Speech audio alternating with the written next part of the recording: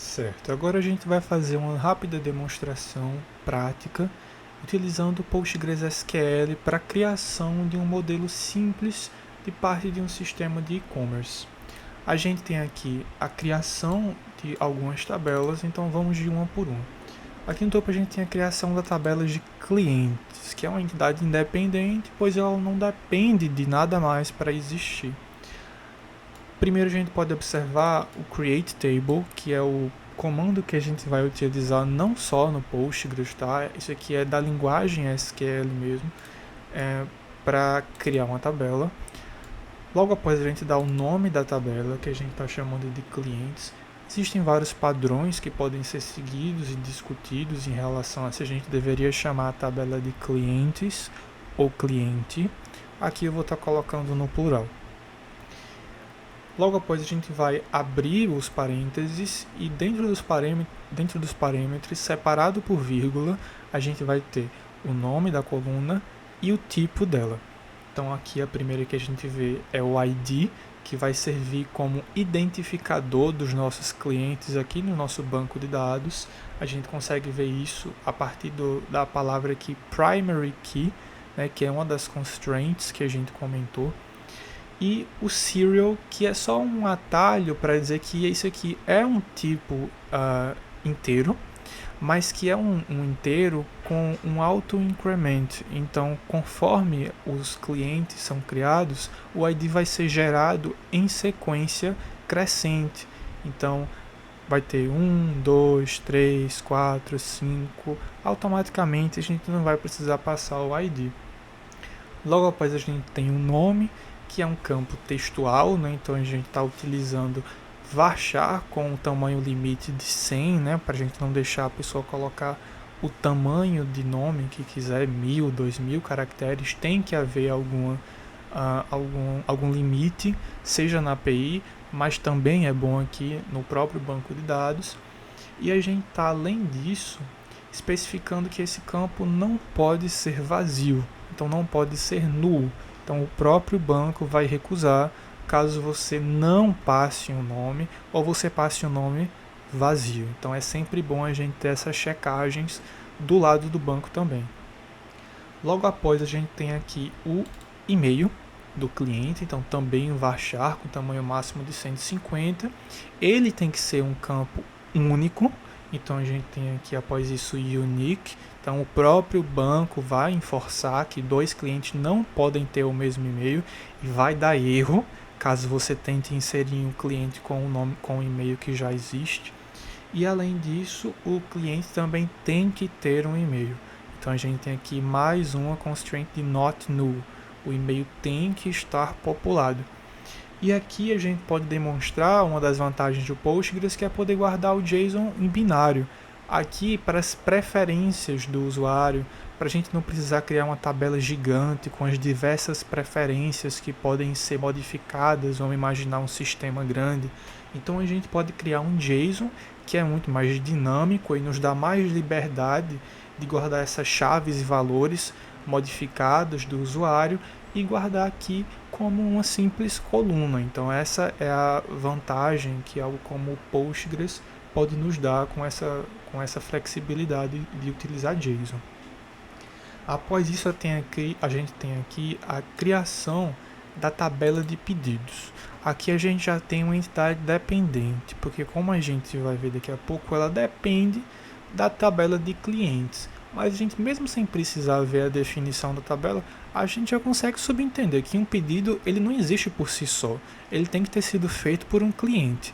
Então isso vai se refletir aqui no banco de dados também, né, no nosso esquema. Então, novamente, temos aqui Create Table para criar a tabela de pedidos. Plural ou não? Bom, aí é com você, mas como a gente está seguindo aqui o padrão de plural, clientes, então vamos manter o nosso padrão, né? É o que importa. Aqui a gente tem também um ID sendo declarado da exata mesma maneira, então vai ser a forma como a gente identifica os pedidos aqui no nosso banco. A gente está guardando a data do pedido, então é um timestamp, que é um tipo que vai guardar a data e também a hora. Então é uma forma unificada de guardar um ponto no tempo. E aí, por padrão, ele está pegando o current timestamp. Então, a hora de agora, do momento que o objeto vai ser inserido, né, que a entidade vai ser inserida. Então, a nossa API ela não precisa passar essa data para a gente. Se quiser, ela pode. Mas se não, então esse default aqui significa isso. Caso nenhum dado seja passado como data do pedido, o nosso banco, por padrão, vai utilizar o que? Current timestamp, que aí já é algo que a gente tem aqui no Postgres, para significar o atual momento, o momento que for inserido. Então ele vai guardar a data e a hora. A gente tem aqui também o valor total, que está sendo guardado como um decimal, que tem um tamanho de 10 dígitos e 2 após a vírgula. Então 10, 2, ele não pode estar vazio, né? Todo pedido tem que ter um valor total. E todo pedido tem que ter sido feito por um cliente. Então a gente tem aqui finalmente como que a gente relaciona a tabela de pedidos ao cliente, guardando o ID do cliente que fez o pedido. E a gente está dizendo que ele não pode ser vazio, é um inteiro. Poderíamos parar por aqui, só que a gente teria um problema. A gente estaria permitindo que fosse inserido qualquer inteiro aqui.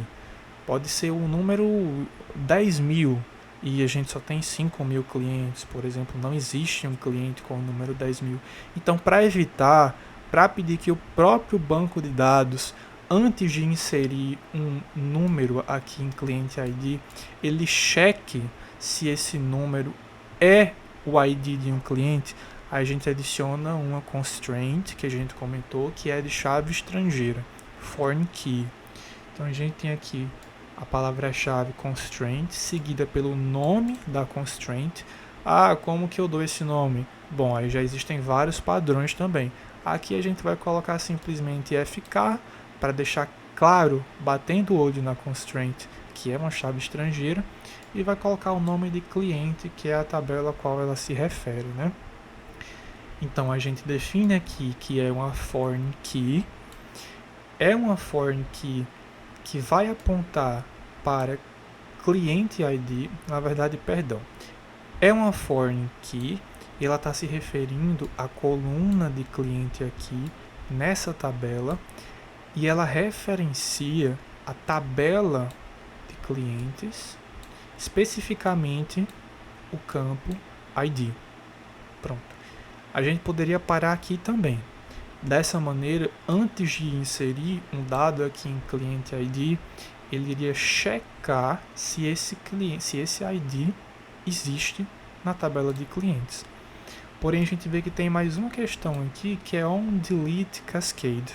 O que isso significa? Isso aqui ele está dizendo qual que é o comportamento. Perdão que eu copiei sem querer. Ele está mostrando qual que vai ser o comportamento do sistema quando um cliente for deletado. Porque tudo bem, podemos ter aqui um cliente com ID de número 3. Mas e se o cliente de ID número 3 for deletado? Bom, a gente tem alguns comportamentos. O que eu estou utilizando aqui é o Cascade. Na documentação vocês podem dar uma lida e ver o que pode ser adicionado aqui no lugar de Cascade também. Então, no caso de um cliente ser deletado, essa mudança vai cascatear e vai se refletir no pedido também. De que maneira? O pedido vai ser deletado. Então, o cliente foi deletado, o pedido que ele fez também é. É assim que acontece. Num sistema real, teríamos aqui algumas tabelas a mais com relacionamentos mais complexos. Afinal, a gente não quer guardar só o total, né, do pedido. Quando a gente vai lá na Amazon, eu quero saber quais são os itens que estão nesse pedido.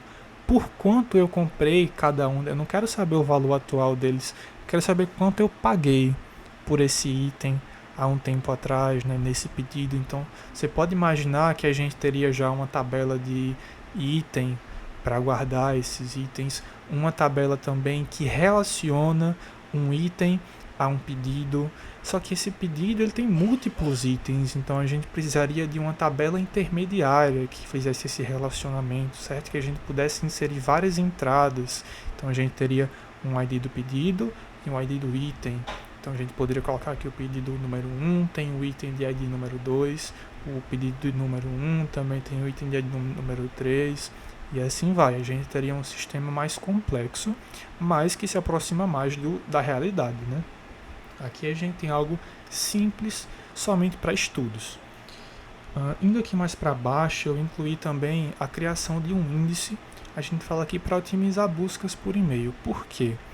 Vamos imaginar que a gente não precisa nem imaginar, na verdade, né? Tendo uma tabela de clientes, é muito natural que a gente busque o cliente pelo e-mail dele. Vamos colocar no login, por exemplo. Ele vai colocar o e-mail e a senha. A gente vai precisar buscar o nome do usuário. A gente, numa situação real, poderia ter uma senha aqui também, né, para fazer a checagem. E como que é feito dessa maneira aqui? Ele iria olhar cada um dos e-mails dos clientes cadastrados até encontrar o e-mail que a gente está procurando. Então, uma busca linear, simplesmente. A gente já estudou isso, eu imagino que você já tenha lidado com isso. Então, a gente tem, no pior dos casos, N clientes sendo pesquisados. A gente tem 20 mil clientes, tudo bem. A gente vai passar por esses 20 mil procurando o e-mail. Se a gente encontrar no primeiro, tudo bem. Mas no pior dos casos, a gente vai não encontrar e ter que passar por 20 mil para decidir isso. Com a criação de um índice, por baixo dos panos, o banco de dados ele vai criar uma árvore que vai facilitar essa pesquisa. A gente vai ter basicamente uma pesquisa em tempo log de n, da mesma maneira que uma pesquisa binária, correto? Então, a implementação por baixo dos panos a gente não vai conversar sobre aqui, mas saiba que isso facilita muito. A velocidade vai ser outra coisa. Então, sempre que possível, a gente tem o overhead, né, de ter uma árvore sendo criada ali no banco de dados que vai ocupar um espaço a mais, só que para campos que são pesquisados com frequência, como por exemplo o e-mail de um cliente, vale bem mais a pena você criar esse índice e usar esse espaço a mais, esse armazenamento, para que o seu sistema seja mais performático. Afinal, o cliente não quer ficar esperando o seu banco de dados passar por cada e-mail, né? Aqui é uma situação onde é muito claro que deve ser criado um índice. Da mesma forma, se a gente quiser implementar no futuro, por exemplo, uma filtragem de pedidos por data ou por quem fez o pedido, a gente quer buscar todos os pedidos desse cliente, o que a gente vai fazer? A gente vai criar um índice aqui em cliente ID também, porque a gente não quer ter que passar por todos os pedidos para poder juntar os pedidos do cliente número 1. Então a gente criaria um índice da mesma forma. É muito importante você lembrar disso. Assim, e a sintaxe, né, a gente tem simplesmente create index, criar índice. A gente dá um nome para ele, que também pode seguir diversas conversões. E a gente está indicando onde vai ser criado, né, na tabela de clientes em relação à coluna de e-mail.